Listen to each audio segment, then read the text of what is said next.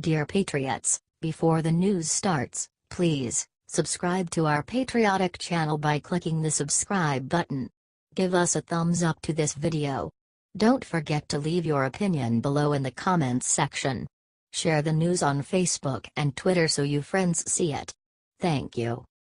Immediately after being asked if he'd run in 2020, Scaramucci stunned the press with his answer.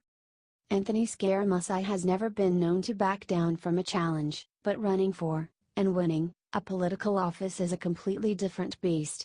That being said, Scaramucci's 10-day stretch as White House Communications Director placed him in a very public eye, as well as demonstrating the level of scrutiny that comes with such a high-level position. And now it seems rumors have been floating around the networks and Washington that Scaramucci has actually considered a run. Today, the gossip was finally laid to rest. In a written letter, Scaramucci revealed the true source of the rumors and absolutely shocked the press. Bryan Lanza, a very close friend of Scaramucci, explained to the media how the former communications director told him directly about his presidential aspirations. Furthermore, Scaramucci outlined a pretty clear path to the White House that may even include the New York City Governorship. It makes sense with the amount of media coverage he continues to garner, with recent appearances on The View, TMZ, and most popular news networks. Do y'all think Scaramucci would make a decent candidate? How about governor? He definitely understands business like President Trump and has a knack for telling the truth. He knows how to stick up for himself and his beliefs, but could he stick up for this country like our current commander-in-chief? Let me know what you think and share this to see what the world thinks. Sources: dailycaller.com.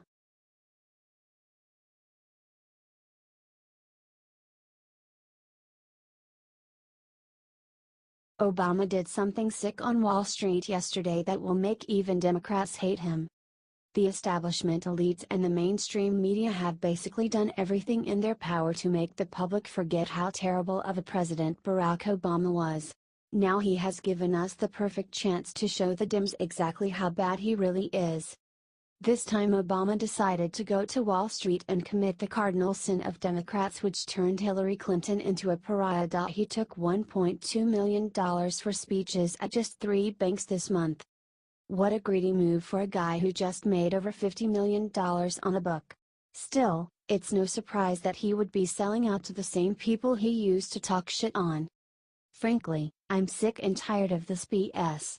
Now watch as the media underreports Obama's transgression or tries to justify it with some backward-ass logic. Oh, and did I mention that Obama is also hosting his own new Obama Leadership Summit in Chicago coming up? It's identical to the Clinton Global Initiative. It's a bunch of bigwig Dems meeting and acting like a shadow government to decide the fate of all Americans. We cannot seriously let them bury this. It's up to us to pull the wool off the eyes of the leftists in this country and show them the corruption of their own party. The best shot we have, the only shot we have, is to share this everywhere and let them see that Americans are watching.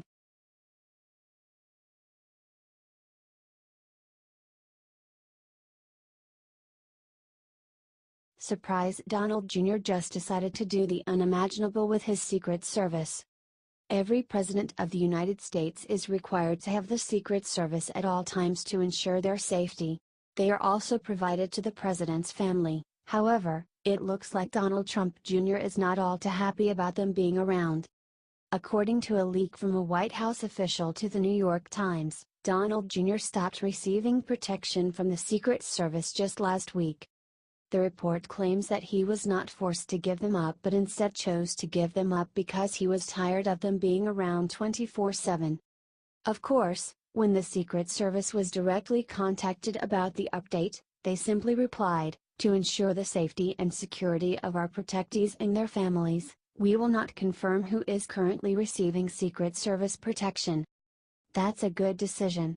It is also worth noting that Donald Jr. may still have his own security guard who simply gives him a bit more personal space. Also, without any confirmation from the Secret Service themselves, there is a chance he still has them with him. Regardless, it's worth saying now is as good a time as ever to send a prayer for the Trump family and help share this story out. You never know what some radical leftist is willing to do in anger.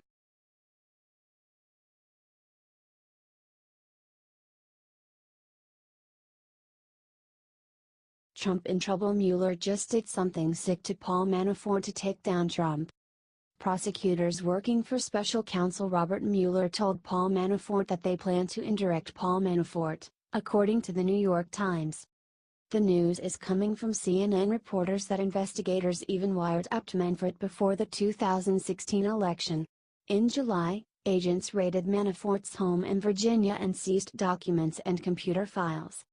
They are setting a tone, Solomon L. Weisenberg, deputy independent counsel in the investigation into former President Bill Clinton, said of Mueller's team. You want people saying to themselves, man, I had better tell these guys the truth.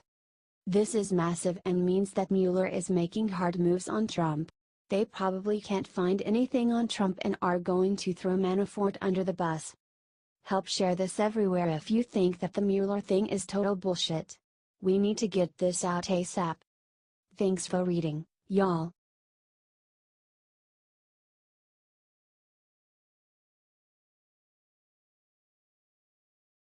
Busted. Trump just caught Obama's FBI in the scandal of the century. Look what happened.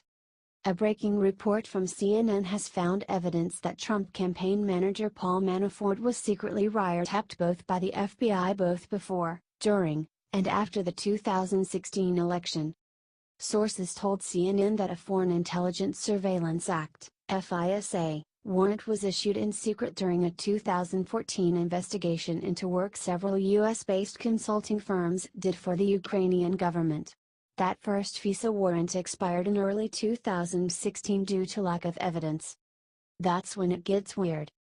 The FBI started to monitor Manafort again in 2016, which, according to CNN's sources, was to investigate ties between Russia and the Trump team.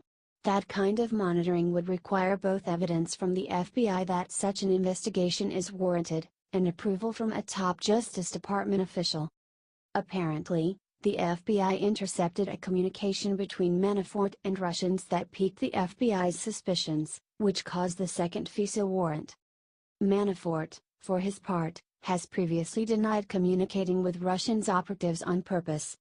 The FISA issuing court operates in secret and little is known about those proceedings, so we don't yet know about the mandate of the surveillance, whether Trump was ever wiretapped, for example.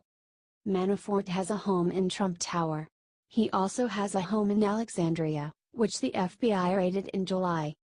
Special counsel Robert Mueller is aware of the wiretapping and is including it in his investigation into Russia's interference in the 2016 election, according to CNN. This plot is getting thicker and thicker. Something was definitely going on, and while there has been a lot of speculation, more and more evidence is finally coming out. Stay tuned, folks, because Liberty writers will be covering this one very closely. HD CNN.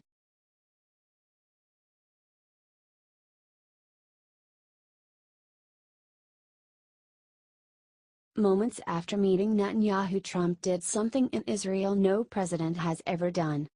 Today has been a historic and very busy day for President Donald Trump. He has been in New York for the big United Nations meeting this week and found some time to visit with his buddy, Prime Minister Benjamin Netanyahu. However, it was not that meeting that shocked everyone. Hell, it wasn't even his renewed promise to create peace between Israel and Palestine. President Trump opened up the first ever permanent U.S. military base in Israel today. The new base will be located within the Israel Defense Forces Air Defense School in southern Israel, near Beersheba. It will include barracks and other buildings for troops to be stationed in and will focus on intercepting various aerial threats. The move is a giant show of unity for the U.S. and Israel and comes just one day after Hamas and Fatah made a deal to acknowledge the Palestinian government in Gaza. There is no doubt that this is a response to their move. No matter how you slice it, there is no downside to this new base. Hell, maybe we can close the Saudi Arabian and Afghanistan bases since they have never been trustworthy anyways. If you all support this deal and Israel, help get this shared everywhere and let them see where America stands.